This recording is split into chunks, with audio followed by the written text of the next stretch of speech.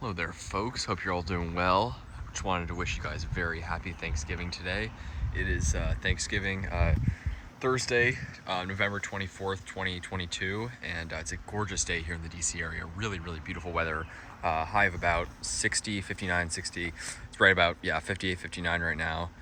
It is just really, really gorgeous, and I just wanted to do a quick little garden update on this really nice day. It's a really amazing. And I'll make a video later about just how crazy the weather's been. It's nuts, and that's not unusual for DC. DC has crazy falls and springs, crazy fluctuations. But this week's all beautiful, 50s up to 60 some days, really just lovely. So yeah, just wanted to go through everything, and let me know how you guys are doing. Hopefully you guys have some nice weather where you are. It's just beautiful here. But yeah, cacti are doing well. Eastern prickly pear here, you can see starting to shrivel a bit for winter. They someone posted about this. Is really interesting that they actually the reason that they sort of flop down, in the warm months they stand up really tall, they plump all their pads out. The reason they actually shrivel up in winter is not only of course to conserve energy, but apparently they drain all the water out of the pads so that the pads never actually freeze. So someone wrote that, or I read that somewhere. I believe that's correct. So it's very really interesting. And obviously, allows them to survive some crazy cold temperatures. The Opuntia fragilis here is in both the northernmost growing and hardiest. Oh God, I just got a thorn in my knee.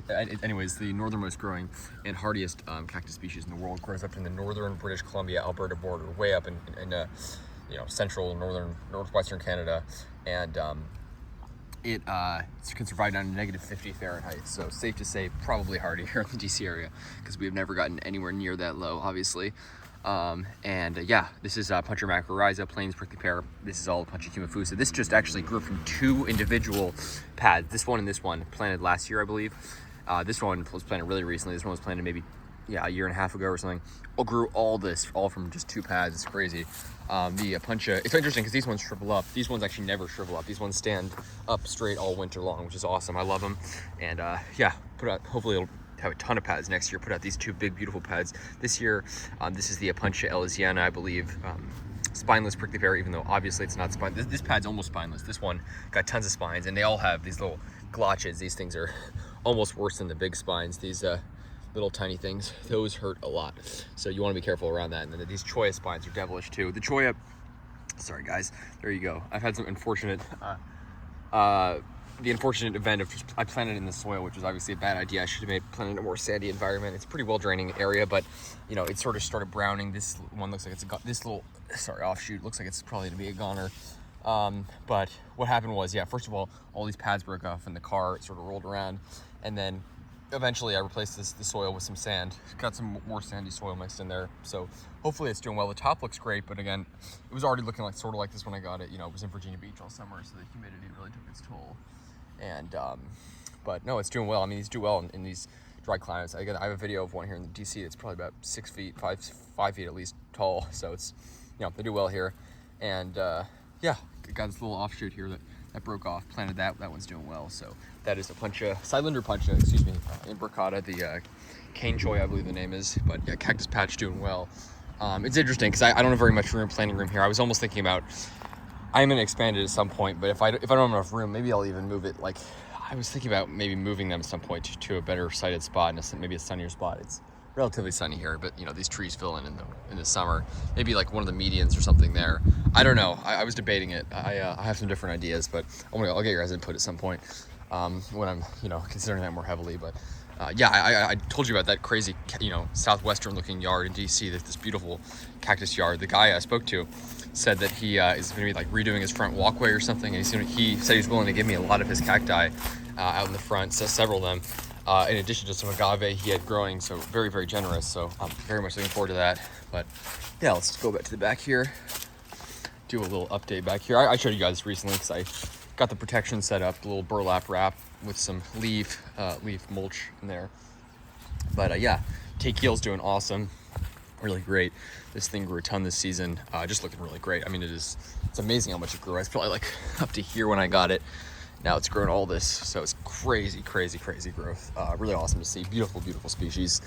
This mystery seedling's doing well. Might wrap that. I don't know. I mean, certainly does not look like a hardy palm here. If it's a date palm, then definitely not hardy here. But it maybe, you know, it's hard to believe because it survived last winter. So I'm really excited to see what that is. Very intrigued. Yeah, lots of Trachy seedlings in the mix here. These ones I planted. And these are my palmetto seedlings here. Got a little bit of leaves on top there to create some insulation. Sable minor, that's a naturalized sable minor seedling there. Got, you know, lots of sable minor seedlings back here, all naturalized from seed I scattered. You know, you can see all over here. There, these are all sable minor seedlings here. And then these are all more Trachys that I planted here, all doing well. Sable, Brazoria there. You know, you can see the Waggy and the little Trachy both wrapped. Again, these survived the last 2 winters. I'm protected, but they got spear pole last winter. So just to be safe, I got a little burlap wrap there. Keep those, you know, spears and the hearts of the palm, you know, insulated in winter. Hopefully that'll help. But they did really well this growing season. Really pleased to see that. And even though this one got sort of massacred, a lot of the leaves got like taken off by some animal. I think ate it, a squirrel or rabbit or something. But thankfully it grew back a lot, grew these fronds, so it's done really well. And got itself ready for winter, so I'm excited about that. This one, Sable Minor, put out its first mature frond this year. Yeah, I mean, it's really pleased to see that. And I've heard some sources say that they flower once they put out their first mature frond. I don't know if it'll actually flower this next year. It's still a bit small for that, but maybe it will. Who knows? They're very slow growers, but glad to see that. And it's, you know, really turning into a nice good-sized palm. It was probably about up to here or something when I got it. So really pushing out some nice growth, you know, for a Sable Minor. Obviously, they're very slow growing, but really pleased to see that. Again, tons more seedlings scattered here. Trachy. I don't even remember which ones. I think it might be these ones. No. Yeah, I can't even remember which ones at this point. I need to go back and check my previous videos, but I think these are the ones I grew from seed from New Jersey. From those Trachys up by, you know, not far from New York. They do protect them, but there's a whole apartment building that has like probably like 15 Trachys or something. It's really cool. They had seed on them, so I collected some seed and grew them. They've grown a ton this season, doing really well. You know, Trachys are pretty fast growers here. Sable Minor, this thing's been transplanted twice. It was really unhappy in its first spot. I don't know what it was. It was sort of getting choked out. But yeah, no, this thing's done great. Transplanted again here this season and, you know, pushing out more growth with a new spear on the way there. So really pleased to see that. Yeah, I'm trying to think what else. I should remove these sticks. I don't need these here anymore. These was originally here because this thing got mowed over, but it's growing back. Naturalized Sable Minor seedling there. More Trachys here. Another naturalized Sable Minor seedling. That thing's growing pretty nicely. Oh, there we go. Yeah, trying to think what else. Over here, sorry, of course, my Sabletonia. This thing, I tried to clear it up a little bit to get some light in there while it's still warm, but eventually I'm gonna need to cover this, you know, a little more, but you know, trying to get some light in there while it's still warm, but got it wrapped in burlap, preparation for winter. You know, these things should be, I would say, at least marginal here. I mean, who knows, maybe they're pretty hardy here, because I know there's someone in Northern Virginia that did grow them and had success with them. And they're also, you know, widely reported to be hardy to zone 7B. You know, we're 7A, 7B, so I'd say pretty hardy here. But it was planted like end of summer, so I really just want to, you know, rather be safe than sorry. And it's his first winter going in the ground, so.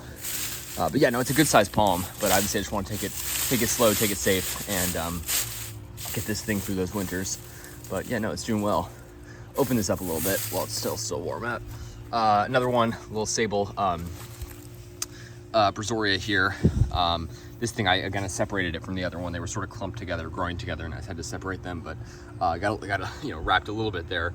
You know, these things, again, pretty hardy here probably, but just wanted to be safe if it's first winter going in the ground. I got some other little Sable Minor seedlings here that these I grew from seed. This one just, I didn't even water it. It's, I got so many seedlings back here, but this one's doing well. Needle palm also, I haven't done a video on this. I haven't done like a full backyard update in a while, so here you guys go. But yeah, this area I'm saving probably for my Mazzari palm, some other palms I get in the future, maybe another Chamaerops, hopefully at some point. I'd love to try Chamaedoria radicalis as well. Is that Chamaedoria radicalis, yeah, the hardiest one? Because I've heard of people growing them in Maryland with some success, so I'm excited about that. But again, the needle palm's doing absolutely fantastic. This spear's opened up a little bit since I got it. Looking really, really great. I'm really pleased to see that. And yeah, I'm not planning on protecting it again. It's a fully hardy species here, you know, even when young, of course. But we'll see how it does. And yeah, last but not least, of course, my big, beautiful Trachy. This thing, you know, suffered a bit over the winter because it was actually indoors in a pot. Wasn't getting enough water, I don't think. So these, you know, fronds show evidence of that. I'm gonna cut these off at some point, but it grew back a ton this season, and by next season, it'll be really fully filled in. But looking great. Really pleased to see that. And it's just amazing how much it grew. When I got it, it was probably up to like here or something. Put on all that growth, probably put out, I don't know, at least like 8 fronds or so this past season. yeah, I mean, really grew a ton. Really pleased to see that. And the fronds are like almost 360 degrees. I mean, look at that. That's like literally almost a 360 degree frond. Really, really gorgeous. And you know, so beautiful.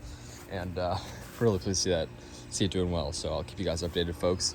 You know, in terms of other protection methods that I'll use, you know, I'm just starting to play it by ear. And, you know, if we reach certain temperatures, if it gets like extremely low, then of course I'll maybe use heavier protection on some of these palms. But as of now, this is how it's looking. And yeah, I'll keep you guys updated, folks.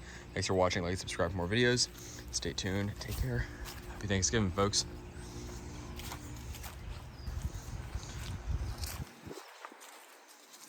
Have a good one.